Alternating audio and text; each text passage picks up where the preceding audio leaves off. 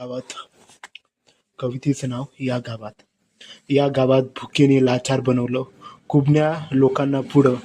मी स्वाभिमान गिळून गिळून मेली आहेत भुकेने माझ्या पोटातील एकूण एक आतडं.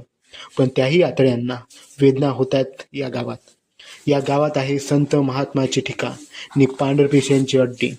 या अड्ड्यातून राबवली जाते शेतकरी मजुरांच्या नरडीवर नख देऊन रक्त पिण्याची यंत्रणा. या यंत्रणेच्या तुकड्यावर जगणारे कुत्रेही भरमसाठ आहे या गावात. याच गावात दानशूर विचारवंतांची खाण होती. या खाणीतून जन्मास आले हिरे माणिक मोती केव्हाची निघून गेली आमच्यातून. आता उरले फक्त तेवढे बोटावर मोजण्या इतके शेतकरी मजुरांचे देवना जाणणारे खरे भक्त या गावात. याच माणसांना सावा घेण्यास पाडली असतात पोचली असतात शेतकरी मजुरांच्या नरडीवर नख देऊन रक्त पिणारी व सावा घेणारी कुत्रे.